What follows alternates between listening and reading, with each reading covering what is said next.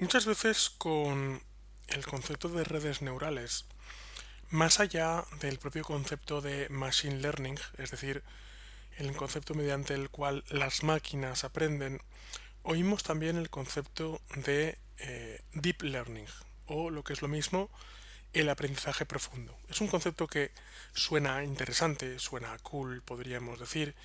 El objetivo de este vídeo es decir en qué consiste este concepto de aprendizaje profundo.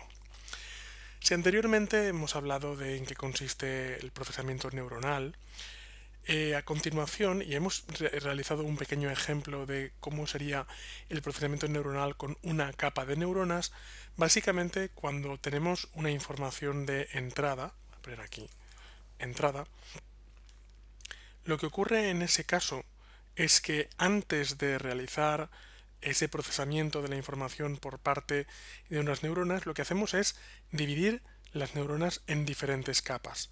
Y al final de cada una de estas capas, en este esquema vemos como hay dos capas de neuronas, podrían haber 30 capas de neuronas perfectamente, este esquema está simplificado, al final tenemos una salida. La idea es que entre la entrada y la salida la información se mezcla en diferentes capas neuronales. A continuación, el objetivo de esta explicación teórica es mostrar cuál es el significado, cuál es la utilidad de que existan diferentes capas. Creamos múltiples capas, creamos múltiples profundidades de capas neuronales cuando el problema que tenemos que resolver es complejo.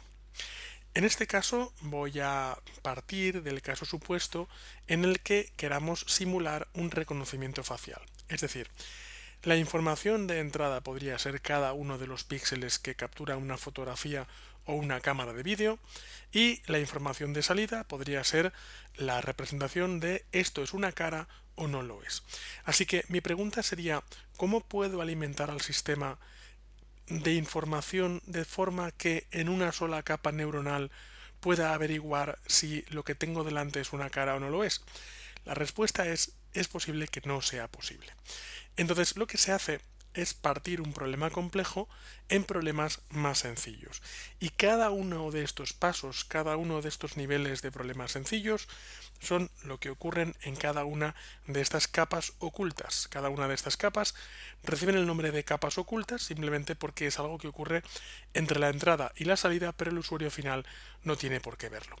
Así que en la capa oculta número uno, yo, por ejemplo, como no estoy preparado todavía para meter una imagen de una cara y saber si lo que hay dentro es una cara o no, lo que hago es realizar una operación más sencilla, donde, por ejemplo, lo que hago es analizar si lo que estoy viendo son líneas verticales, líneas horizontales o líneas diagonales. Esto es algo que podemos ver, por ejemplo, en mi blog. Vamos a ver, tenemos un artículo, tenemos varios artículos en mi blog, de hecho.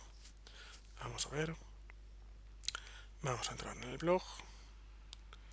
Y si nos fijamos en cualquiera de los artículos recientes, por ejemplo, pues aquí lo que podemos ver es que a partir de una fotografía lo que se ha hecho es partir la imagen en pequeñas líneas verticales, horizontales y diagonales. Este mismo esquema que vemos aquí es el esquema que vemos en colores. Básicamente a cada tipo de línea se le ha asignado un color. Con lo cual, en la primera capa, lo que puedo hacer es convertir la imagen en verticales, diagonales y horizontales. En la segunda capa es cuando puedo empezar a mezclar estas líneas verticales, diagonales, para decir, bueno, esta zona de aquí, si tiene un número concreto de horizontales y verticales y diagonales, igual es un ojo. Entonces, en este caso, en la capa oculta número 2, oculta 2, no reconozco todavía si hay una cara humana. Lo único que estoy reconociendo, a partir de la información que me ha dado la capa número uno, es si estoy viendo un ojo, o si estoy viendo una oreja, o si estoy viendo una nariz, o si estoy viendo cualquier otra cosa. Este esquema, finalmente, vamos a verlo, se podría repetir prácticamente hasta el infinito y más allá. Voy a desagruparlo, voy a desagruparlo. Vamos a ver, aparte de que elimino el fondo.